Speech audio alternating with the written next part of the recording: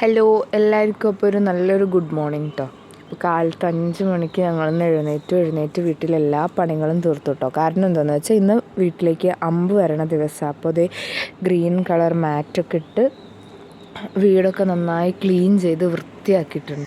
അങ്ങനെ രാവിലെ ഒരു ചായയും കുടിച്ച് ബ്രേക്ക്ഫാസ്റ്റും കഴിച്ച് വീട്ടിലെ എല്ലാ പണികളും തീർത്തതിന് ശേഷം നമ്മൾ പള്ളിയിലേക്ക് പോകട്ടോ. നമ്മൾ വീടൊക്കെ എന്താ പറയുക, നമ്മൾ ഡെയിലി ഉള്ളതിനേക്കാളും കൂടുതൽ വൃത്തിയാക്കുന്നത് എന്താണെന്ന് വെച്ചാൽ നമ്മൾ അമ്പിനെ സ്വീകരിക്കാൻ വേണ്ടിയിട്ടോ നമ്മൾ ഭയങ്കരമായിട്ട് നല്ല എന്താ പറയുക ഭയങ്കര ഭക്തിയും നല്ല ഒരുക്കവും കാര്യങ്ങളും ഒക്കെ വേണം. എന്നാൽ മാത്രമാണ് നമ്മൾ അമ്പ് വീട്ടിലേക്ക് കൊണ്ടുവരാൻ പാടുള്ളൂ. അപ്പം എല്ലാം കഴിഞ്ഞതിന് ശേഷം ഞങ്ങൾ പള്ളി വന്നു. നമ്മൾ അമ്പ് കൊണ്ടുപോകാനായിട്ട് 2 സെക്ഷനായിട്ട് തിരിഞ്ഞുകൊണ്ട് തന്നെ വണ്ടികളൊക്കെ തീരെ കുറവായിരുന്നു കേട്ടോ.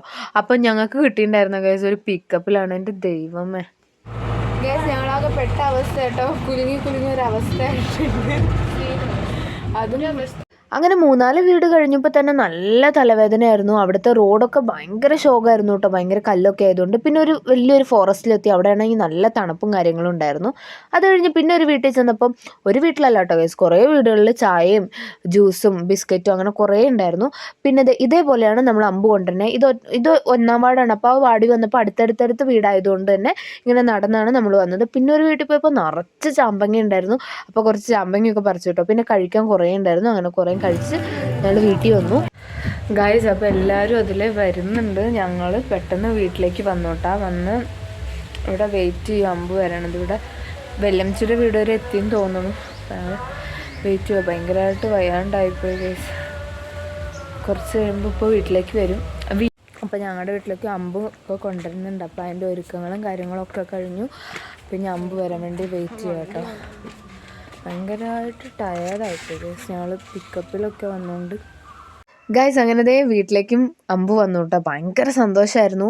ഞങ്ങളുടെ നിയോഗങ്ങളും കാര്യങ്ങളും ഒക്കെ പ്രാർത്ഥിച്ചിട്ടുണ്ട്. അങ്ങനെ അമ്പ് വന്നപ്പോൾ ഞങ്ങൾക്കൊക്കെ ഭയങ്കര സന്തോഷമായിരുന്നു കേട്ടോ. അത് ഞാൻ കഴിഞ്ഞ കൊല്ലത്തെ അമ്പ് പ്രദക്ഷിണത്തിനൊന്നും ഞാൻ ഉണ്ടായിരുന്നില്ല. ആ സമയത്തൊക്കെ കോളേജിലായിരുന്നു. വരാൻ പറ്റിയില്ല. പെരുന്നാളിനും വരാൻ പറ്റില്ല. ഒന്നും പറ്റില്ല കേട്ടോ. പക്ഷേ ഈ കൊല്ലം ഉണ്ടായിരുന്നപ്പോൾ ഭയങ്കര എക്സൈറ്റഡ് ആയിരുന്നു കേട്ടോ അമ്പ് വരാനായിട്ട്.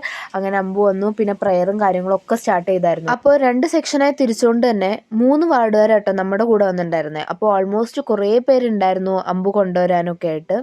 ഞങ്ങളോട് ക്ഷമിക്കണമേ, ഞങ്ങളെ പ്രലോഭനത്തിൽ വീഴാനിടയാക്കരുതേ, ദുഷ്ടന്മാരുടെ ഞങ്ങളെ രക്ഷിക്കണമേ. എന്തുകൊണ്ടെന്നാൽ രാജ്യവും ശക്തിയും മഹത്വവും എന്നേക്കും അങ്ങയുടേതാകുന്നു. ആമേൻ. പിതാവും പുത്രനും പരിശുദ്ധാത്മാവുമായ ദൈവമേ, ഞങ്ങളുടെ പരിപാലനയും സ്നേഹത്തെയും ഓർത്ത് ഞങ്ങൾ അങ്ങയെ സ്തുതിക്കുന്നു. അപ്പോൾ ഇതാട്ടോ അമ്പ്. വീട്ടിൽ കുറച്ച് പേരുണ്ടായിരുന്നു. അപ്പോൾ ഞങ്ങൾ കുറേ നിയോഗങ്ങളൊക്കെ സമർപ്പിച്ചു. അപ്പോൾ ഇതാണ് ഞങ്ങളുടെ പള്ളിയുടെ അകം. കാണാത്തവരാണ് കണ്ടു കേട്ടോ.